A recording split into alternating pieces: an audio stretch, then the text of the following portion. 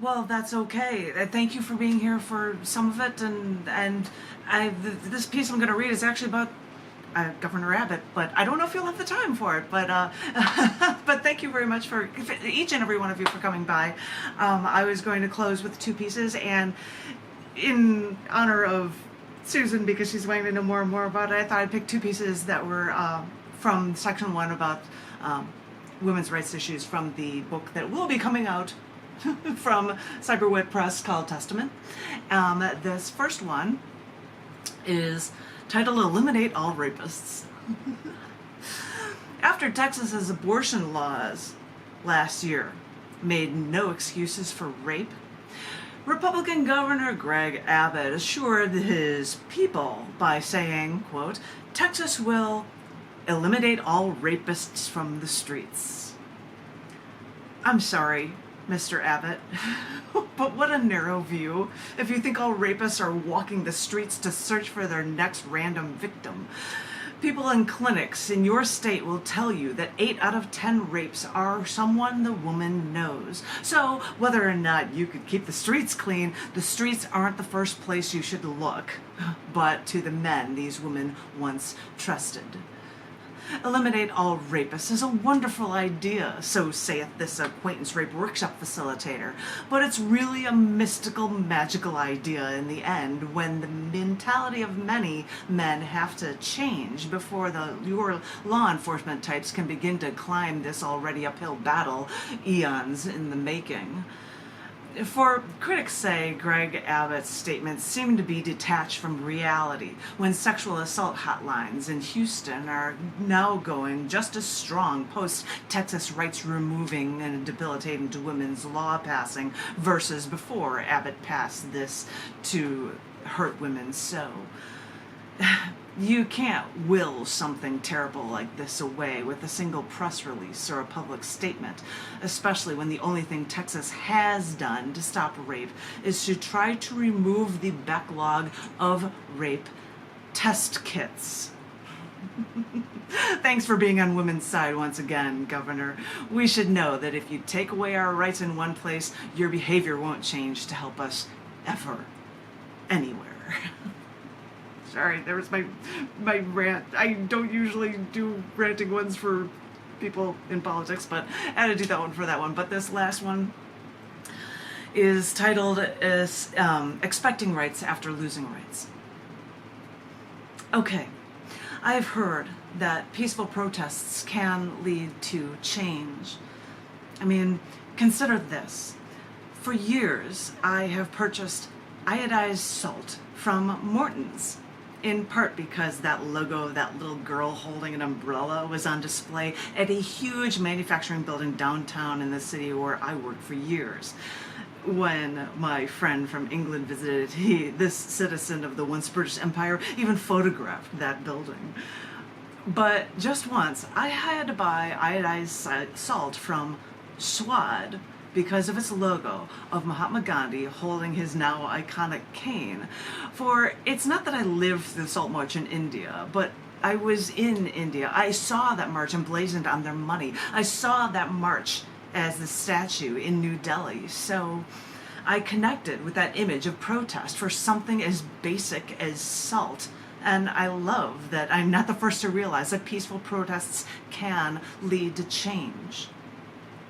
But really, ladies, when some basic rights have been taken away from you, what made you think that after peaceful protesting you would have other basic rights to help you? How silly of you. How foolish of you. You should have known better. 3 different women from 3 different parts of these United States attended a hearing open to the public at the Supreme Court on the 2nd of November. Now, I know protesting in the Supreme Court is forbidden, despite laws guaranteeing the right for peaceful protest, so I guess it's no surprise that these women were stopped, including a 71-year-old who needed a cane, a CEO who, after protesting with a single statement in court, held her hands out to show that she carried no weapons. Now, as I said, I know protesting like this is illegal, but when nonviolent protests like this happen, protesters may be arrested, but they are not detained. But for these three entirely different women, they were put in ankle, wrist, and waist manacles. They were transferred 4 times in dark, tightly packed transport vehicles that were about 100 degrees Fahrenheit or 38 degrees Celsius, with bars over their laps and under their chins. They were jailed with no right to counsel, detained overnight in tiny feces-laden and urine-spattered cells, where they each had to sit on either a metal toilet or a metal bed frame with no mattress, as bright lights were kept on to keep them awake all night. Yes, they're looking into their mistreatment, which in more than 30 hours of detention may violate constitutional and international rights. For yes, it's not like they want any iodized salt rubbed into their already festering wounds. And yes, they were let go, and they were never actually charged. So, in some senses, these jailhouses seem to be able to do whatever they want. So, really, when it comes down to it, ladies, you should have known better. If these primarily Bible Belt Southerners with their white male supremacy mentality who prefer to repress women can take away some of your rights, then did you really think that they'd let you keep any sense of your own morality if you tried to talk back? Because, really, I'm sorry, ladies, but you should have known better. Governor Abbott was the same guy that put these Mexican kids in Bermuda shorts and in sandals on a bus and shipped them to freeze in Washington, D.C. to make a statement. Yep. I heard about this, yes, and I know. Well, Texas reelected him. Yep.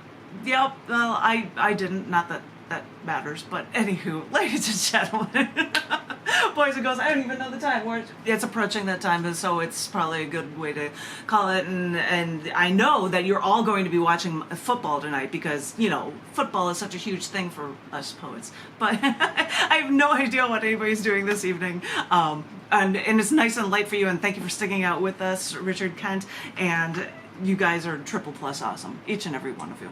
And thank you all so very much. And yes, we will be here on the first Sunday of every month, and we'll be here in the beginning of February, and maybe people won't be so hungover from celebrating last night to be, but it's been great to see each and every one of you. Thank you all so very much. Thank you. I'm pointing at you, John F. McMillan. You can't tell that's the box that I'm pointing at, but I'm pointing to you, John F. McMillan, in these Zoom boxes for setting this up and having this Zoom meeting going on, because you make this all happen. Thank you so much. Thank you to each and every poet that is out there. You guys, as I had said before, are all triple plus awesome.